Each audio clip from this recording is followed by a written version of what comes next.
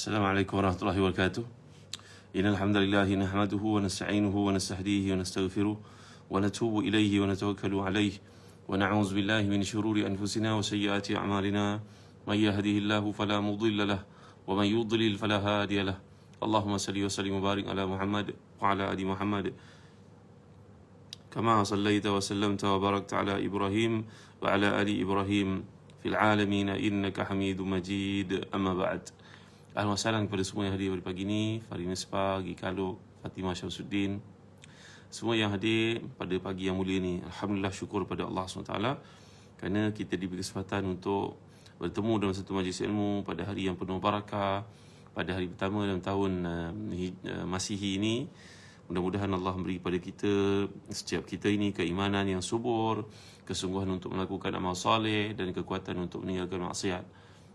Itu sebab antara doa Nabi kita sallallahu alaihi wasallam, Allahumma inni as'aluka al-huda wat-tuqa wal-'afafa wal-ghina. Allahumma inni as'aluka al-huda wat-tuqa wal-'afafa wal-ghina. Allahumma inni as'aluka al-huda wat-tuqa wal-'afaf wal-ghina. Ya Allah, aku mohon kepadamu hidayah, ketakwaan, kesucian diri dan juga kekayaan. Pada hari ini mari sama kita merujuk kitab yang tajuknya Bidayatul Hidayah, kitab hijau ini, kitab turaf ini, karya Imam Al-Ghazali, pada bab menyatakan adab hari Jumaat, bab yang ke-6 ya. Tolong buka muka surat 71 kitab Bidayatul Hidayah, bab ke-6. Ketahuilah, qala musannif rahimahullah wa nafa'ana bi ulumihi fid dharain amin. Berkata pengarang, moga Allah mencucuri rahmat ke atasnya dan beri kepada kita yang tinggal ini manfaat daripada karyanya. Ketahuilah bahawa hari Jumaat adalah hari raya bagi kaum mukminin. Ia adalah hari mulia yang dikhususkan oleh Allah kepada umat ini. Pada hari ini ada satu saat yang tidak diketahui, di mana jika seorang Muslim memohon kepada Allah satu hajat, tepat kena pada waktu itu, melainkan Allah akan mengkabulkan perkara itu buatnya. Jadi ini hari Jumaat, ada satu waktu yang berlaku kemustajaban doa yang kita pun tidak tahu bilakah waktunya. Setengah para sahabat mengatakan ia sebelum subuh pagi ni tadi. Setengah mengatakan ia ketika imam nak menyampaikan khutbah Jumaat. Setengah mengatakan di antara dua khutbah Jumaat. Ada yang mengatakan lepas salat Jumaat. Dan ramai di kalangan mereka mengatakan lepas asar hari Jumaat. Waktu-waktu terakhir sebelum hari Jumaat meninggalkan kita. Oleh demikian, kata Imam Ghazali, bersiap-sedialah kamu untuk ketibaan hari Jumaat mulai hari Khamis lagi, dengan membersihkan pakaian, memperbanyakkan tasbih dan istighfar pada petang Khamis, kerana ia merupakan waktu yang kelebihannya menyamai satu waktu dalam hari Jumaat. Ini merupakan kata Imam Al-Ghazali. Alhamdulillah, Ustaz Syafiq Murad. Niatkan untuk berpuasa pada hari Jumaat, tapi laksanakan bersama hari Khamis ataupun Jumaat dan Sabtu, kerana terdapat larangan berpuasa pada hari Jumaat sahaja. Ini adalah amalan para salafus salih. Mereka berpuasa hari Khamis dan juga Jumaat ataupun Jumaat dan Sabtu, kerana Nabi melarang kita berpuasa pada hari Jumaat tanpa disertai satu hari sebelum atau selepasnya. Ya, kita tengok bagaimana Imam Ghazali menghalusi hari Jumaat itu untuk memberi kepada kita panduan supaya kita tidak kerugian. Yang kedua, bila masuk saja waktu subuh, hendaklah kamu mandi, kerana dalam hadis mengatakan ghuslu yaumil jumu'ati wajibun ala kulli muhtalimin. Mandi hari Jumaat adalah wajib ke atas setiap orang yang telah bermimpi. Maksudnya, mandi tersebut adalah sabit serta sangat dituntut. Jadi hadis ini menggunakan perkataan wajib. Wajib dimaksudkan tu para ulama terbahagi kepada dua pendapat. Yang pertama mengatakan wajib bererti ia sangat-sangat dituntut. Yang kedua mengatakan ia satu maksud yang dikehendaki oleh Nabi SAW tentang galakan untuk bersama dengan pasangan pada hari Jumaat, malam Jumaat. Ini orang Melayu suka mengatakan demikian, bergurau dan sebagainya. Ia ada asasnya, iaitu Nabi SAW menyuruh kita untuk mandi pada pagi Jumaat, menandakan adanya perhubungan suami isteri dengan hubungan yang sah itu, yang halal itu pada malam Jumaat tersebut. Seperti ini dikatakan oleh sebahagian daripada para ulama. Walaupun ia bukanlah satu perkara yang wajib, ia satu perkara yang sunat. Yang ketiga, kemudian hiasi dirimu dengan pakaian putih, kerana ia merupakan pakaian yang paling disukai oleh Allah SWT. Dan pakailah minyak wangi yang kau miliki. Lebihkan kebersihan dirimu dengan mencukur bulu, ari-ari, menggunting misai, memotong kuku, bersiwak dan semua jenis kebersihan yang lain serta mewangikan bau badan. Ini memandangkan pada hari Jumaat merupakan hari pertemuan kaum muslimin di masjid. Maka pakailah pakaian yang senang untuk dilihat. Jangan pakai pakaian bercorak-corak, pakai pakaian warna yang pelik-pelik. Kemudian bersihkan badan kita, bersihkan penampilan diri kita. Sebagaimana seumpama seseorang itu ingin bertemu dengan orang penting dalam mesyuarat penting, mesyuarat exco ke, mesyuarat BOD ke, mesyuarat ahli jawatan kuasa ke, maka tentulah seseorang akan memastikan penampilan dirinya disenangi. Apatah lagi kalau kita bertemu dengan Malikul Amlak, Malikul Muluk, Zul Jalali wal Ikram di masjid untuk menaikkan salat Jumaat, maka tentulah lebih-lebih lagi penghormatan, kemuliaan yang kita kena hadirkan dalam hati kita dan kita tampilkan dengan pakaian kita yang hebat itu. Jangan jadi seperti sebahagian manusia yang kalau nak hadir dalam pertemuan dengan manusia, pakaiannya bukan main lagi. Ini, dekat baju ni tajam ni tuan-tuan, tajam. Kalau nak pegang pun takut luka. Tapi bila datang bertemu dengan Allah di masjid, umpamanya bajunya busuk, komot, pakaian tak kemas, bau dan juga penampilan dirinya, ini adalah orang yang double standard terhadap Allah SWT. Macam mana Allah nak makbulkan doa kita, ya tuan-tuan? Kalau kita dengan manusia ni penampilan bukan main lagi, tapi dengan Allah, dengan telekung busuk kita pakai, telekung berkepam, nak basuh pun malas. Ini sebagian orang lah, bukan semua orang. Kopiahnya pun hitam, macam cepeta ada pada kopiahnya, kerana dia menyangkakan dengan Allah ni lebih kurang tak apalah. Tapi dia nak hajat dia dimakbulkan. Boleh tak agak-agak masuk akal tak tuan-tuan? Seperti kata Ibn Athaillah Iskandari dalam mafhum kata-katanya, kita ni depan manusia bukan main lagi penampilan, tapi depan Allah SWT macam-macam kita bagikan alasan. Tak apalah, lebih kurang lah. Kita tak nampak nampaknya. Kita tidak mempunyai ihsan. Martabatul ihsan iaitu kita merasakan Allah di hadapan kita, merhatikan kita. Wa illam takun tarahu fa innahu yarak. Kalau engkau tidak melihatnya sekalipun, dia tetap melihat kamu. Jadi tuan-tuan, ini penampilan Imam Ghazali mencadangkan supaya kita bersihkan diri, potong kuku, misai, bulu hari-hari, kemaskan diri, pakai wangi-wangian, pakai pakaian putih. Tapi dalam uruf kadang-kadang para imam pada hari Jumaat itu nak nampak hebat pakai pula warna hitam. Ada hadis yang menunjukkan Nabi pakai warna hitam, serban hitam pada waktu-waktu tertentu. Tapi yang paling aulanya warna putih sebenarnya, tuan-tuan yang boleh Allah sekalian. Baik.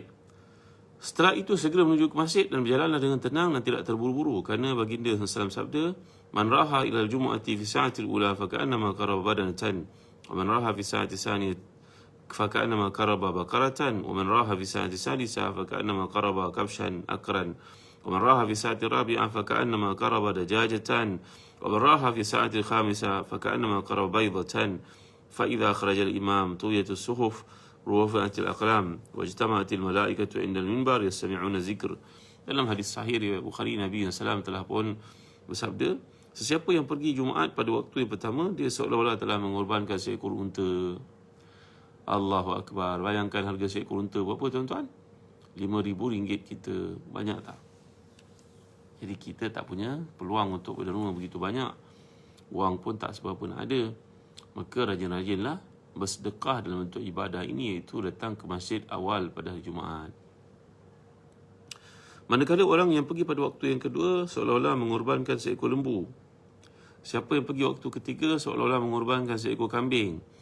Sesiapa yang pergi pada waktu keempat seolah-olah dia mengorbankan seekor ayam.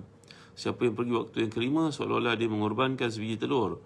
Apabila imam sudah keluar naik ke atas mimbar, maka buku catatan telah pun dilipat, pena-pena telah diangkat, dan para malaikat telah berhimpun di sisi mimbar untuk mendengar khutbah Jumaat. Jadi dalam hadis ini mengatakan orang yang datang lewat, dia hanya tertunai kefarduan Jumaat. Tak adalah apa-apa bonus sekalipun. Kita kalau berniaga nak dividen kan tuan-tuan, yang kita dapat setiap bulan itu satu hal, tapi kita mengharapkan di hujung ada satu lagi kelebihan.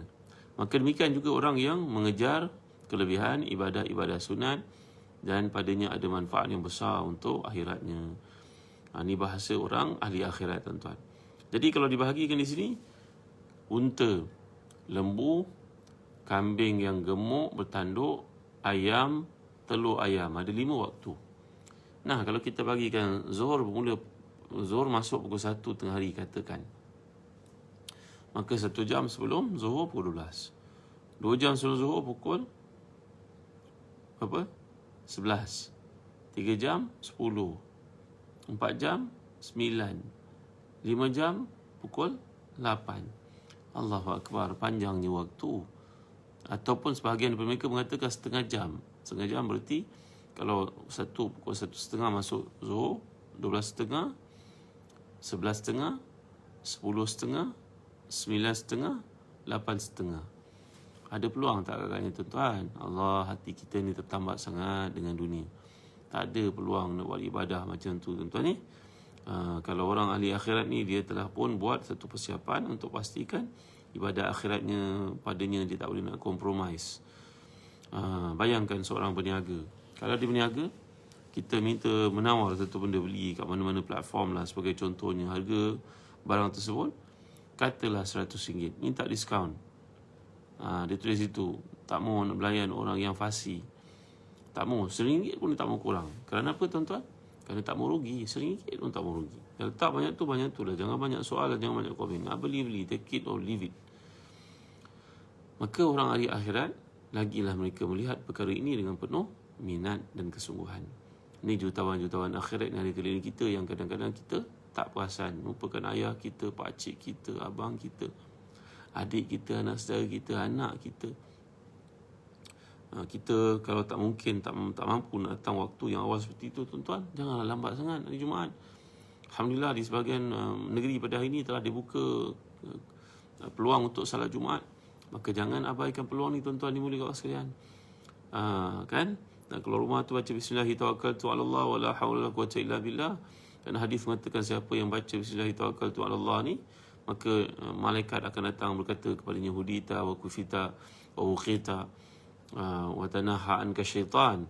Ya Allah, cukupkan untuk kamu, Allah beri hidayah pada kamu, Allah pelihara kamu, Allah jauhkan kamu daripada syaitan. Syaitan tak dapat nak menghampiri kamu.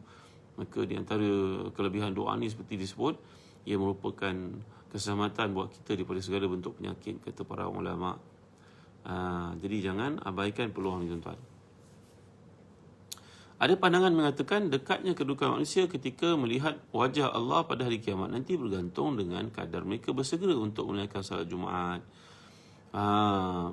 Kedudukan seseorang manusia bergantung pada kedudukan kesungguhannya melakukan ibadah salat Jumaat, iaitu kehadirannya di masjid untuk salat Jumaat.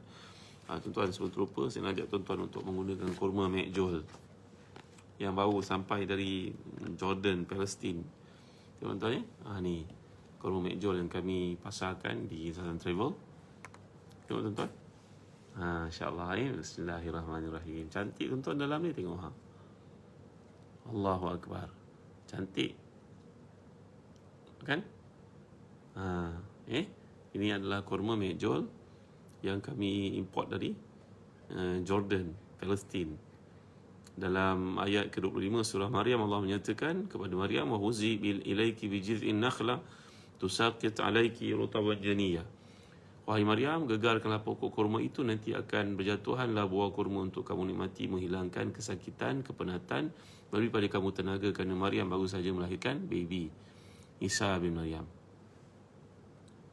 Dan dalam hadis mengatakan Rasulullah SAW pergi berjihad, baginda memakan sebiji kurma. Kadang-kadang sebiji kurma dikongsi 3-4 orang. Inilah kurmanya besar tuan-tuan. Alhamdulillah kami di Zazan Travel memasarkan kurma ni. Boleh tuan-tuan buat persiapan untuk mula-mula rajin-rajin berpuasa-puasa sunat, mendekati ke bulan-bulan yang penting ini. Ni kurma boleh kita gunakan sebagai sahur. Jadi tuan-tuan yang minat boleh dapatkan kurma McJoel, dan setiap belian tuan-tuan akan dapat hadiah. Sebenarnya saya sebut buku lain. Sekarang saya nak buku lebih baik daripada buku yang saya janjikan sebelum ni. Buku 101 hadis berkaitan pengubatan Rasulullah sallallahu alaihi wasallam. Ya, makanan Rasulullah SAW yang menjadikan baginda begitu sihat. Dalam ni antaranya tentu ada cerita tentang kurma, kan, makanan Nabi paling suka.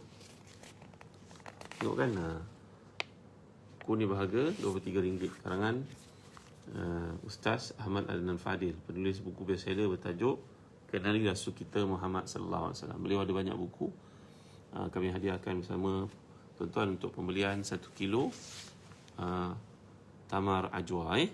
Allahu Akbar. Tamar ajwa. Tamar mekjul, maafkan saya, mekjul. Baik. Jadi dalam hadis ini menggalakkan kita untuk datang awal pada hari Jumaat.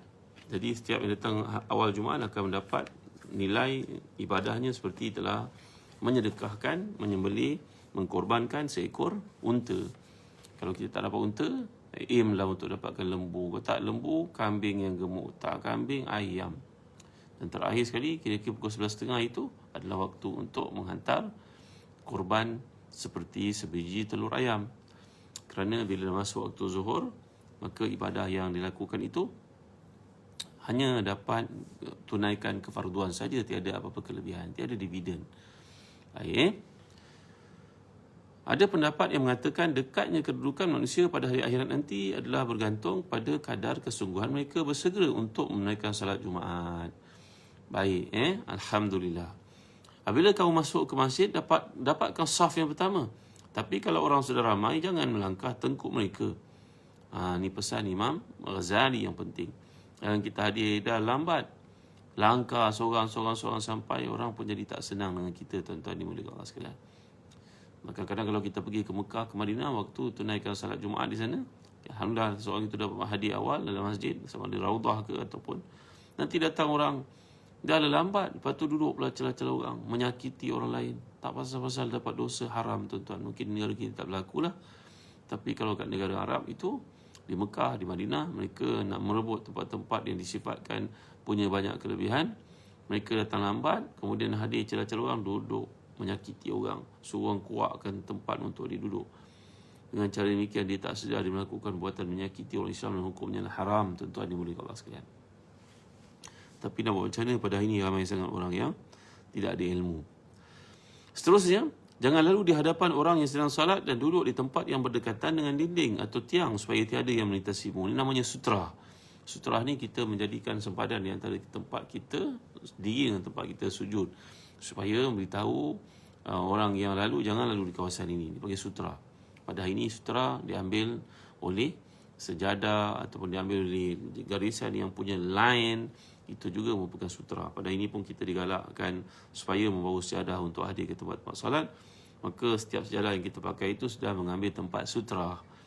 Jangan seseorang itu melintas di antara tempat sujud dan tempat berdirinya seseorang. Melainkan dalam salat berjemaah, andai seseorang itu terbatal wuduknya, maka sutra bagi keseluruhan orang sembahyang berjemaah itu adalah imamnya. Jadi orang tidak boleh melintas di hadapan imam, di antara tempat berdirinya imam dengan tempat sujud imam. Tapi kalau orang itu terpaksa mengisi tempat yang kosong ataupun nak keluar kerana wuduknya batal, maka tidaklah patut dia dihalang untuk melalui depan seseorang jemaah yang sedang solat. Kita hanya tahan orang seperti itu kalau orang tu melintas di hadapan tempat kita sembahyang bersendirian. Tempat itu kita larang. Kalau kita Allahu Akbar, orang nak melintas depan, kita sembahyang bersendirian ni, tahan dia. Tahan macam ni. Kalau takut dia salam, kan banyak orang jahil pada ini, dia ulur tangannya ni, dia salam ni kita pula. La ilaha illallah. Orang tahan daripada melintas, dia bagi salam je orang tu pula. Kita takut orang salam, tunjuk penumbuk macam ni. Kalau tumbuk orang nanti. Jadi tuan-tuan dimuliakan Allah sekalian, ini adalah adab kita ketika salat. Maka pantaulah diri kita, jangan melintas orang di depan orang yang sedang salat. Jangan duduk hingga kamu naikkan salat tahiyatul masjid. Cara yang terbaik, kamu kerjakan salat 4 rakaat, baca surah Al-Ikhlas sampai 50 kali selepas salat Al-Fatihah selepas surah Al-Fatihah dalam setiap rakaat. Dalam kata-kata Imam Ghazali ini, Imam Ghazali merupakan seorang ahli ibadah yang hebat. Pihak kami telah pun memeriksa hadis dan juga rujukan. Kami tidak boleh menemui kenapa kena baca 50 kali Al-Ikhlas dalam salat sunat pada hari Jumaat. Kami tidak menemui. Barangkali ada hujahnya, rujukannya, tapi pihak kami yang mengkaji kitab ini tidak menemui, maka kami nyatakan di bawah sumber asalnya tidak ditemui. Jadi mungkin silap tulis ke ataupun ada rujukan yang tidak ditemui ke, kita berlapang dada dalam perkara ini. Amalkanlah mana yang kita mampu, tidaklah sebanyak ini, tuan-tuan. Jadi dinyatakan dalam sebuah hadis, man fa'ala zalika lam yamut hatta yara maq'adahu minal jannah aw yura lahu. Siapa yang mengerjakan sedemikian, maka dia tidak akan mati kecuali telah melihat atau diperlihatkan kedudukannya dalam syurga. Jadi maknanya kita masuk ke dalam masjid pada hari Jumaat, jangan abaikan salat sunat tahiyatul masjid. Sunat tahiyatul masjid. Antara perkara yang termasuk dalam sunat pada Jumaat juga adalah membaca surah Al-Kahfi, Taha, Yasin dan salat sunat 4 rakaat. Jika kamu tidak mampu, bacalah Yasin, Dukhan, Sejadah juga Al-Mulk. Jangan abaikan bacaan surah-surah ini pada malam Jumaat kerana kelebihannya sangat banyak. Siapa yang tidak melakukan kebaikan itu, banyakkanlah membaca surah Al-Ikhlas. Banyakkan juga salawat ke atas Nabi. Khasnya pada hari Jumaat ini. Kita semua sedia maklum dalam hadis sahih mengatakan bahawa siapa yang baca surah Al-Ikhlas sekali seumpama dibaca sepertiga daripada Al-Quran. Maknanya kalau baca 2 kali, 2/3 Al-Quran. Kalau baca 3 kali, seolah-olah dia telah mengkhatamkan Al-Quran Karim. Baik. Apabila imam telah keluar untuk berkhutbah, hentikan salawat dan percakapan sibukkan diri dengan menjawab azan. Kemudian dengar khutbah dengan teliti serta mengambil pengajaran daripadanya. Tinggalkan seluruh percakapan sama sekali ketika khutbah kerana disebutkan dalam sebuah hadis bahawa man qala li sahibihi wal imamu yakhtub ansit faqad lagha wa man lagha fala jumu'ata lahu. Siapa yang berkata kepada temannya ketika khatib sedang khutbah, diam, maka dia telah melakukan buatan yang sia-sia. Sesiapa yang buat sia-sia, maka tiadalah Jumaat untuknya. Maka kita kena perhatikan keadaan ini. Dengar khutbah, beri penumpuan.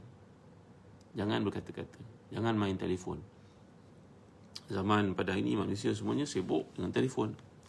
Ada yang datang Jumaat, mungkin datang pun terpaksa, seorang anak ikut ayah. Ayahnya duduk depan, duduk belakang. Main telefon, main game pula tu. Allahu Akbar, la ilaha illallah. Tegurlah anak-anak kita, tuan-tuan, orang-orang muda, bahawa Jumaat ni waktu untuk mendengar khutbah, mendengar pesan disampaikan. Memang kadang-kadang penyampaian khutbah itu tidak seperti kita harapkan, tapi kontennya sangat berguna. Ia dibuat oleh mereka yang sangat berkelayakan, berpandu kepada suasana-suasana semasa. Panel penulis. Jadi beri perhatian kepada khutbah yang disampaikan. Jangan kita tidur, jangan kita bercakap-cakap, jangan kita bermain game, jangan kita baca WhatsApp, baca Telegram dan sebagainya. Lalu kita telah menghilangkan satu peluang mendapat pahala yang besar di sisi Allah Subhanahu Wa Taala, iaitulah mendengar khutbah yang disampaikan. Seterusnya, hadis ini menyatakan demikian kerana ucapan diam adalah satu percakapan, maka sepatutnya dia menegur orang lain menggunakan isyarat, bukan dengan kata-kata. Jadi dengan isyarat. Kalau kita sebut kata-kata, maka kata-kata itu akan menyebabkan pahala Jumaat kita luput. Baik, tuan-tuan. Kemudian ikutlah imam seperti cara salat yang telah disebutkan dahulu. Apabila kamu selesai salat dan beri salam, bacalah Al-Fatihah, Al-Ikhlas, Al-Falaq, An-Nas sebanyak 7 kali setiap satunya sebelum kamu cakap, kerana hal itu melihara dirimu daripada keburukan sejak satu Jumaat kepada Jumaat lain, serta dapat menjadi benteng bagimu daripada syaitan. Ini merupakan pandangan kajian Al-Imam Al-Ghazali. Lepas salat Jumaat, jangan terus keluar daripada masjid. Tak punya hari cuti macam ni. Sebaliknya baca Al-Fatihah, Al-Ikhlas, Al-Falaq, An-Nas. Setiap satu tu 7 kali. Al-Fatihah, Al-Ikhlas, Al-Falaq, An-Nas. 7 kali setiap satu, kamu akan dipelihara oleh Allah daripada Jumaat itu kepada Jumaat yang akan datang. Hari ini kita mendengar macam-macam perkara berlaku, tuan-tuan. Kadang-kadang kehadiran satu perkara yang menakutkan itu dekat dengan rumah kita. Dekat dengan rumah kita. Sebagai contohnya, dengar ada peristiwa samun menyamun, orang masuk rumah, orang curi kereta, orang snatcher yang merampas ataupun apa istilahnya, merampas handbag orang. Allah, tuan, kalau ia berlaku pada seorang perempuan, tak mustahil berlaku pada orang yang dekat dengan kita. Maka mintalah kepada Allah perlindungan, penjagaan. Tolonglah tuan-tuan ya, nak keluar rumah aja baca bismillahirrahmanirrahim, la yadhurru ma ismihi syai'un fil ard wala fis sama' wa huwas samiul alim. Baca 3 kali. Paling aula ni baca lepas subuh dengan lepas asar. Di samping itu, amalkanlah membaca a'udzubillahi an adilla aw udall aw azilla aw uzal aw adlima aw udlam aw ajhal aw yujhal alayya. Ini memang keberkatan yang sangat banyak, tuan-tuan. Hadis mengatakan Allah menjamin keselamatan kita di segala perkara tadi ini. A'udzubillahi an adilla au udal au azilla au uzal au adlima au udlam au ajhal au yujhal alayya. Maksudnya apa tuan-tuan? A'udzubillahi an adilla au udal. Ya Allah, aku mohon perlindungan daripada daripada tersesat atau disesatkan. Au azilla au uzal, ataupun tergelincir ataupun digelincirkan. Au adlima au udlam, aku menzalimi atau dizalimi orang. Au ajhal au yujhal alayya, ataupun aku menganiaya ataupun dianiaya kepadaku. Maksudnya begini tuan-tuan. Satu hari seorang keluar dari rumah, bawa kereta baru. Sampai di satu tempat di depan sebuah bank, nampaknya yang parking reverse itu, dia tak tengok orang ketika nak keluar. Maka berlakulah satu pelanggaran. Perempuan yang bawa kereta yang baru keluar dari rumah ini dilanggar oleh seorang yang keluar yang tidak berhati-hati, tak cermat. Allahu Akbar, la ilaha illallah, masya-Allah, tabaraka wa taala. Yang keluar, yang bawa kereta ni, kereta baru ni, seorang budak perempuan Islam, budak perempuan muda. Agaknya kereta baru beli tuan. Yang keluar ni merupakan seorang Hindu. Yang tidak cermat ni kebetulan, ni bukan maksud saya kita rasis, tidak. Maka berlakulah satu aksiden sedikit tetapi kesannya besar pada kereta baru itu. Yang kereta yang keluar itu kereta lama. Ini pengalaman berlaku depan mata kepala saya tuan-tuan. Saya cerita kepada tuan-tuan. Maka apabila dilihat memang sah kejadian itu berlaku dengan kesilapan yang keluar tanpa melihat. Yang lalu itu kereta baru. Dilalu kawasan itu, maka orang itu keluar tak semena-mena tanpa melihat kiri kanan. Sekarang berlaku tuan-tuan, maka berlakulah satu pertengkaran. Yang keluar tu tak mau mengaku salah. Yang punya jalan itu memang tak akan mengaku salah. Apa nak buat? Pergi ke balai polis untuk buat dakwaan. Tengok tuan-tuan, nasihat saya, kita keluar rumah ni kadang-kadang macam-macam perangai berlaku kerana kita seorang diri. Yang buat salah pada kita tu mungkin berdua, bertiga, berempat, dan kelihatan seperti gangster dan nak ambil kesempatan pada kita, ataupun ada niat-niat itu sembunyi, kita pun tidak tahu. Satu ketika kami mengajar di universiti dahulu, anak-anak yang baru dapat beasiswa ini nak pergi mengambil wangnya di bank, beri nombor password PIN numbernya kepada orang dekat dengannya. Bagi pula kad pada orang itu. Beberapa orang. Akhirnya sedar-sedar dah dipulangkan kad, duit dah kosong dalam akaun. Kenapa tuan-tuan? Kerana orang menggunakan sihir namanya. Maka bila kejadian tu dah berlaku, duit masing-masing dah tak ada, 3-4 orang ni, barulah mereka sedar, apa kita bagi kad, bagi PIN number pada dia. Dia pun dah pergi, nampak dah pergi, siap bye-bye lagi. La ilaha illallah Muhammadur Rasulullah, masya-Allah, tabaraka wa ta'ala. Jadi kita bila keluar dari rumah, jangan lupa mengamalkan doa-doa ini, pendidik di sekurang-kurangnya bismillahirrahmanirrahim, wala haula wala quwwata illa billah. Kalau dapat tambah bismillahilladzi la yadhurru ma'a ismihi syai'un fil ardi wala fis sama'i wa huwas samiul alim. 3 kali. Tambah pula a'udzubillahi min adilla au udal au azilla au uzal au adlima au udlam au ajhal au yujhal alayya. Ini adalah doa-doa yang penting supaya menjadi pelindung diri daripada gangguan syaitan, penganiayaan manusia dan juga gangguan binatang-binatang yang melata. Jadi tuan-tuan, bagi tuan-tuan yang berminat untuk dapatkan doa ni, tuan-tuan boleh join dalam Telegram sahabat Ustaz Zahazan. Kami menanti kehadiran tuan-tuan kat situ. Bagai-bagai doa di-sharekan di situ Kerana WhatsApp group sahabat Ustaz Zahazan dah penuh nampaknya. Tapi Telegram masih lagi ada ruang untuk tuan-tuan join. Ustaz Syafiq Murad, Ustazah Ummu Fatih selalu mengupdatekan doa-doa ni untuk jadi panduan kepada kita. Baik. Selepas itu, sebelum kamu keluar, amalkanlah Allahumma ya ghani ya hamid, ya mubtadi ya mu'id, ya rahim ya wadud, aghnini bihalalika an haramik wa bi ta'atika an ma'siyatik wa bi fadlika amman siwak. Sebelum kita keluar pada hari Jumaat dari masjid, jangan lupa amalkan doa ni, kata Imam Ghazali. Allahumma ya ghani ya hamid, ya mubtadi ya mu'id, ya rahim ya wadud, aghnini bihalalika an haramik wa bi ta'atika amman siwa an ma'siyatik wa bi fadlika amman siwak. Doa ni kita amalkan setiap kali sebelum beredar dari masjid selepas salat berjumuat.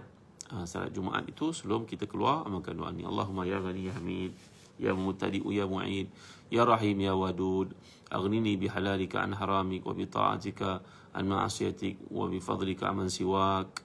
Maksudnya, wahai Tuhan yang Maha Kaya, yang Maha Terpuji, yang Maha memulakan ciptaan, yang Maha mengulangi ciptaan, wahai Tuhan yang Maha mengasihani, wahai Tuhan yang Maha Pengasih, kayakan aku dengan rezeki yang halal, bukan yang haram. Anugerahkan kepadaku ketaatan terhadap-Mu, bukan maksiat kepadamu, dan berikan aku kurniaan-Mu, bukan selain daripada-Mu. Berarti kat sini kita minta Mahfizah Miskan boleh tengok sahabat Ustaz Zahazan, serve dekat Telegram sahabat Ustaz Zahazan, nanti join baik. Jadi doa ni boleh menghindari berbagai masalah dalam hidup, mendapat kasih sayang daripada Allah dan daripada manusia. Kata para ulama, tuan-tuan guru pondok sebagai contohnya, ketika saya belajar di pondok Pasir Tombo dahulu, tuan guru mengatakan bahawa ini merupakan doa untuk menghindari silap faham dalam keluarga, doa untuk mengelakkan penyakit, doa supaya kita dapat bayar hutang, hidup tenang tanpa hutang. Hutang-hutang yang mencengkam lah maksudnya, tuan-tuan. Ada sebahagian daripada manusia ni tak pandai nak menguruskan kewangan, kerjanya berhutang. Nak bayar hutang, hutang pula orang lain. Nak bayar hutang tu, hutang daripada orang lain. Bila nak kambus lubang, dia pun tidak tahu. Maka amalkanlah doa ni. InsyaAllah Allah akan mengilhamkan kepada kita jalan keluar dalam masalah-masalah kewangan yang kita lalui. Ya, orang yang tenang itu bukan orang yang kaya, tuan-tuan. Orang tenang itu orang yang tak ada hutang. Hidup tenang tanpa hutang. Hutang-hutang yang menyusahkan kita. Kerana nak menampilkan diri nampak hebat macam orang yang berhutang. Hutang pula beli emas. Kan emas ni kena beli secara cash, tuan-tuan. Ya, beli cash. Emas kena beli cash. Kena pergi kedai emas nak beli. Bukan order dulu bayar kemudian. Nanti ada duit nanti bayar. Bayar sikit-sikit. Tak boleh. Emas tak boleh begitu. Bahkan saya pesan kepada tuan-tuan, perempuan yang dimuliakan sekalian, kalau kita nak upgrade emas yang kita ada sekalipun, tak boleh kita trade in. Tak boleh. Emas tak boleh trade in. Cara yang paling aula sekali kata para ulama, jumurnya, ambil duit kamu dulu. Ni gelang ni nak jual, nak upgrade. Jual dulu pada pemilik kedai emas tu. Berapa nilainya? 1,800. Contoh. Baik, nak jadi berapa nak beli yang baru? 1,200. Dah dapat 1,800 ni, top up 1,200 untuk beli yang baru. Contoh. Kalau kita tak mau pegang duit itu pun, tengok betul-betul duit. Berapa jumlah ni? 1,800. Okey, pegang sekejap saya jumpa mana? Emas ni. Okey ni. 3,000. Ini sekarang saya tambah 1,200 jadi 3,000. Ni duit. Tak boleh kita trade in begitu saja, tuan-tuan. Kena lihat bahagian kita dahulu dan nilai yang kita dapat dahulu. Kerana dibagi dalam apa transaction yang kita lakukan itu adalah kita terlibat dengan riba. Riba adalah haram. Emas inilah Allah untuk kita faham. Ia adalah satu ketetapan dalam hadis Nabi SAW. Begitu kaya perniagaannya. Baik. Seterusnya, kerjakan salat sunat 2, 4 dan 6 rakaat secara dua-dua selepas salat Jumaat. Semua itu diriwayatkan daripada Rasulullah dalam pelbagai keadaan yang berbeza. Jadi, bila kita lepas sembahyang Jumaat, sembahyanglah 2 rakaat ba'diyah, diikuti 2 rakaat lagi. Siapa yang sembahyang 4 rakaat lepas sembahyang Jumaat, baginya syurga Allah SWT. Pasti dia masuk syurga dengan syarat dia menjauhi dosa-dosa besar. Jadi sekurang-kurangnya lepas salat Jumaat macam hari cuti seperti ini, amalkanlah sembahyang sunat 2 rakaat, 2 rakaat jadi 4 sekurang-kurangnya. Setelah itu duduklah dalam masjid hingga waktu maghrib ataupun asar. Ini adalah satu kelebihan bagi mereka yang mampu melakukan. Tak semua orang boleh buat iktikaf ini. Lakukan penelitian yang baik terhadap saat yang mulia itu kerana tidak diketahui sepanjang hari. Semoga kamu mendapatinya dalam keadaan khusyuk, merendah diri dan ikhlaskan permohonan kepada Allah. Jadi dulu ni tujuannya untuk beribadah dalam masjid, baca Al-Quran, berdoa, berzikir, berselawat. Tapi kalau duduk pada Jumaat tu sampai ke asar, sampai ke maghrib main telefon, tak dapat apa lah, tuan-tuan. Ni maksud kat sini duduk beribadah kepada Allah SWT. Ya? Jangan menghadiri majlis perhimpunan yang tidak berfaedah atau majlis para penglipu lara dalam masjid. Tetapi hadirlah majlis ilmu yang manfaat, ilmu yang menambahkan kekuatanmu kepada Allah. Imam Ghazali dah sebut, tuan-tuan, hampir 1,000 tahun lalu, 800-900 tahun lalu, tentang bahayanya duduk dalam masjid tapi dengar kuliah penglipu lara. Pada hari ini kadang-kadang ada sebahagian daripada ni kita buat teguran kerana Allah. Kuliah agama dia jadi macam kuliah cerita. Cerita je, entah mana sumber dia ambil, kita pun tidak tahu. Ya, kadang-kadang satu cerita yang kita dengar tu, cerita suka dengar tapi tak ada apa action, plan of action, lepas tu tak ada apa. Ini rugi lah tuan-tuan. Kita ni nak beramal. Kalau setakat nak mendengar, nak dapat tahu perkara-perkara tersebut tanpa apa-apa tindakan selepasnya, maka tak ada manfaat padanya. Kita dengar cerita perjalanan ke alam barzah, lepas tu bersedihlah. Jangan menipu orang, jangan ambil tanah orang, banyakkan doa, banyakkan tahajud. Perjalanan ke akhirat ni tak ada siapa pun pernah lalu, melainkan orang telah meninggal dunia. Orang telah meninggal dunia ni tak boleh kembali ke dunia untuk cerita pada kita. Apa yang digambarkan oleh para ulama dalam kitab-kitab mereka itu adalah untuk menjadikan kita insan lebih produktif. Tak ada siapa pun yang pakar jalan ke alam barzah kerana dia belum mati lagi, tuan-tuan. Alam barzah adalah satu perjalanan yang disebut dalam hadis-hadis dan cuba difahami oleh para ulama dan gambaran-gambaran dikemukakan. Memang jelas apa disebut dalam hadis. Tinggal selepas itu, selepas kita mendengar, jangan syok setakat tu saja, tak ada apa-apa tindakan pun. Tindakannya adalah beramal dengan ikhlas, bersungguh-sungguh dalam janji, menjaga ibadah yang kita lakukan, menjaga hak-hak orang keliling kita, supaya jangan kita termasuk di kalangan yang kencing, tidak tos sebagai contohnya. Lalu najis itu menyebabkan kita kena hukum di alam barzah nanti. Ataupun yamshi bin namimah, menyampaikan mengadu domba pada orang, tak ambil pengajaran apa pun daripada kisah-kisah yang dikemukakan daripada hadis tentang perjalanan ke akhirat itu. Lantas melakukan kesilapan yang sama.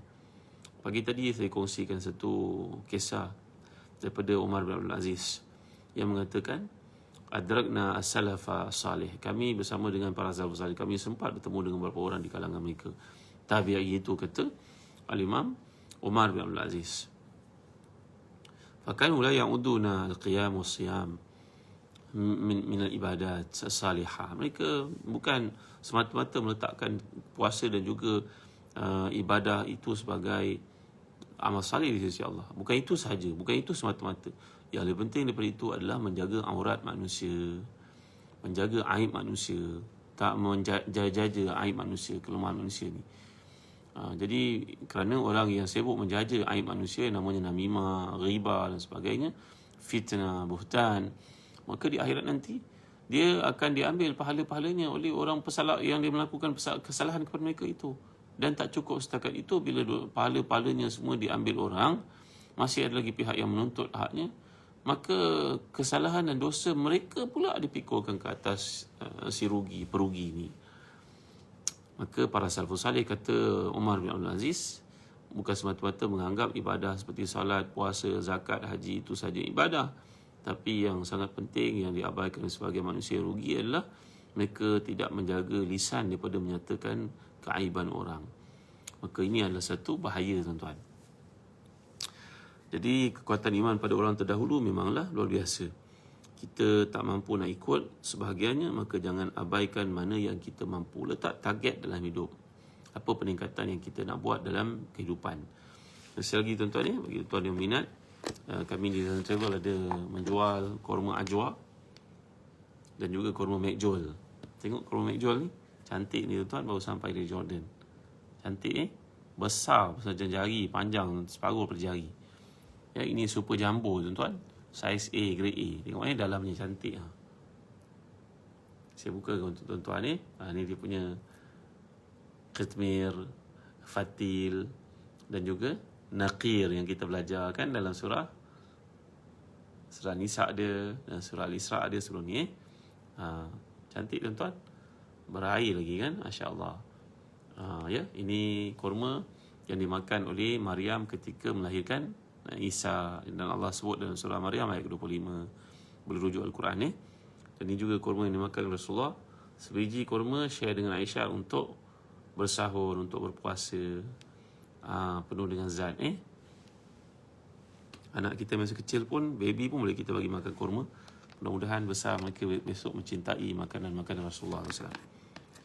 Setengah ulama mengatakan rumah yang tidak ada kurma padanya akan selalu rasa lapar. Bulan anak duduk kat rumah ni, bil segala-galanya meningkat. Penuh je dengan freezer macam-macam makanan. Cuba latih anak kita makan kurma, tuan-tuan. Seratnya, kandungan zatnya tinggi, vitaminnya, insyaAllah. Baik. Tuan-tuan yang dapatkan di Zazan Travel, dan setiap belian tuan-tuan 1 kilo, tuan-tuan akan dapat hadiah buku yang istimewa ni. Amalan Pemakanan Nabi SAW. hadis-hadis tentang makanan Rasulullah. Rasulullah makan labu sebagai contohnya dekat belakang. Buku ni harga RM23, tuan ya. Kami bagi hadiah bagi setiap pembelian kurma mekjol. Ya. Dan bagi tuan-tuan yang minat kurma ajwa pun kami masih lagi ada stok, alhamdulillah. Baik. Seterusnya, pada hari Jumaat ini kurangkanlah kehadiran ke majlis penglipu udara. Banyakkan hadir ke majlis ilmu. Kalau kita belajar daripada seseorang guru yang kerjanya untuk mencemooh, mencela, menghina orang-orang lain, kadang-kadang orang yang menghina itu orang telah meninggal dunia, apa faedah padanya tuan-tuan? Baiklah kita hadir pada ilmu, majlis ilmu yang dapat membina perhubungan yang baik kita dengan Allah dan dengan manusia. Orang-orang yang telah pergi itu, mereka mempunyai dosa, mereka ada pahala, barangkali mereka memiliki pahala berbondong-bondong banyaknya. Kita menceritakan ta'aib mereka, maka besok ke akhirat kebaikan kita yang sedikit ni diambil mereka. Nak tak tuan-tuan? Ada seorang ulama ya di Yaman, kerjanya banyak memburukkan orang lain, termasuk Imam Nawawi yang hidup ratusan tahun sebelumnya. Apa benci dia sangat pada Imam Nawawi, wallahu alam. Apa sebabnya, wallahu alam. Akhirnya ketika hari matinya itu, orang menziarahi, lidahnya terjeli keluar hitam, tuan-tuan. Ya, jadi menunjukkan kepada kita bahawa mengumpat orang, memburukkan orang, mencerita tentang aib orang tidak terhad pada batasan masa. Kalau orang tu telah meninggal dunia, kita cerita tentang mereka ni, maka kita mendedahkan diri kita kepada bahaya yang besar. Antara tokoh-tokoh Islam yang banyak mendapat cemuhan dan kaya di akhirat dengan sebab pahala orang mengutuknya, nombor satu sekali Imam Ghazali, tuan-tuan. Nombor dua, Imam Ibn Taymiyah.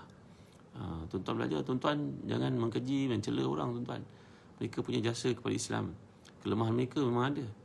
Kerana mereka manusia, mereka bukan Nabi. Kita ambillah yang baik dan kita tinggalkan yang buruk. Kesilapan tetap kesilapan.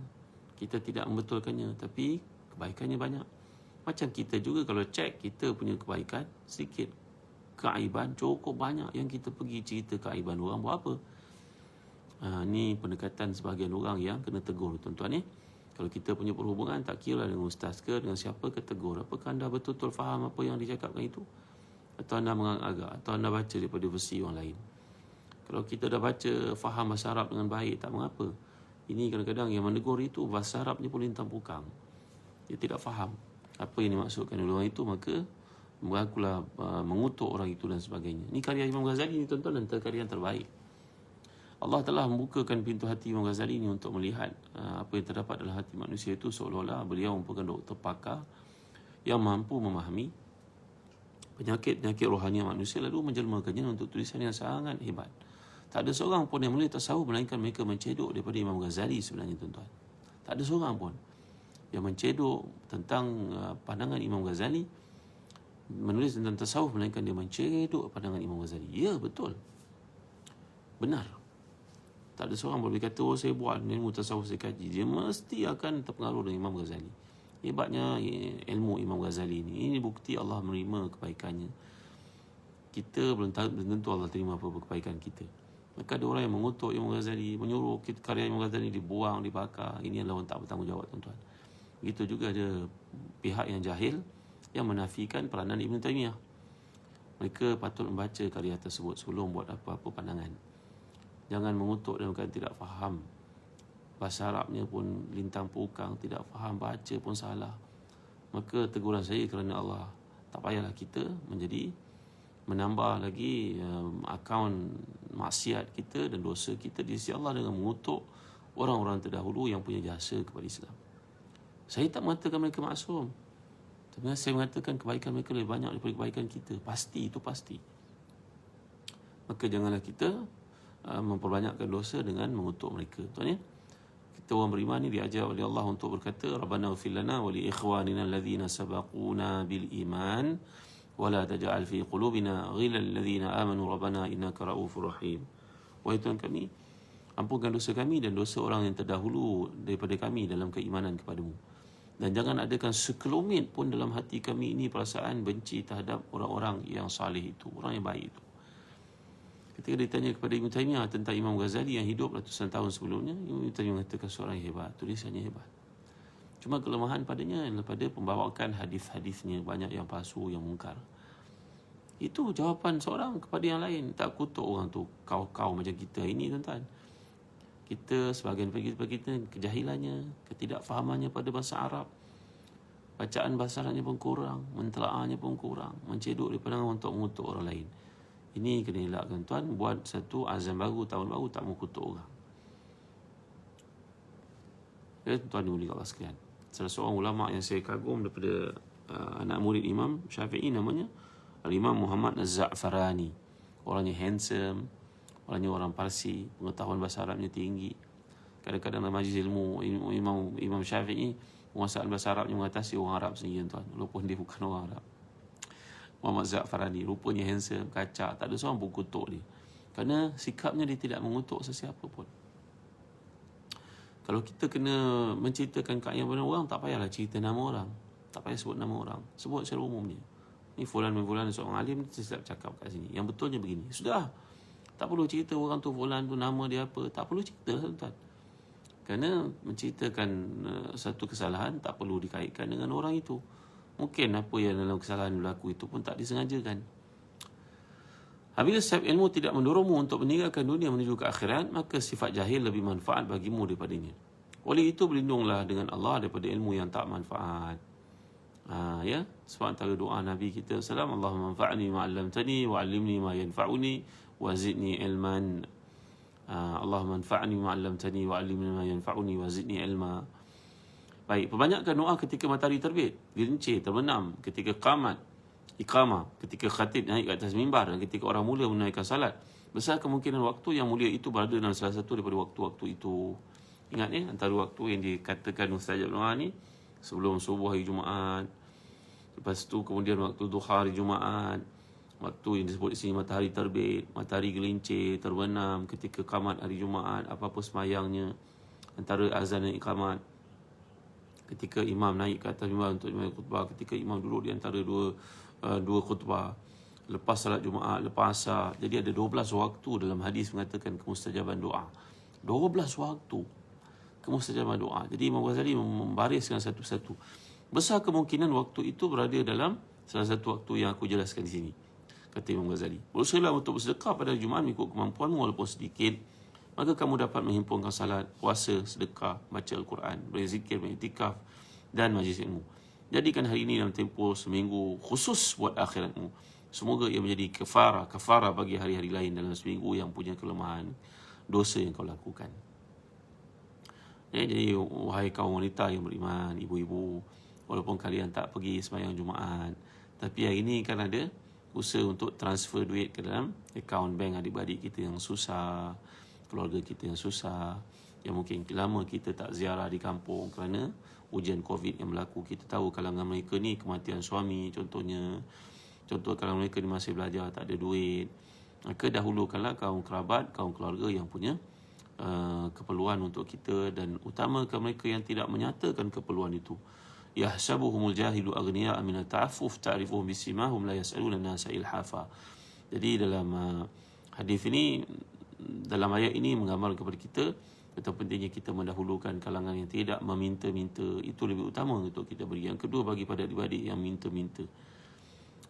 Ya, ada kalangan mereka yang suka minta-minta, ini jatuh nombor 2. Nombor 3, kepada mungkin di kalangan kaum sahabat kita, orang yang jauh sedikit daripada kita, orang susah keliling kita. Jadi ini berilah bantuan mereka, dan kemudian jangan lupa akaun masjid.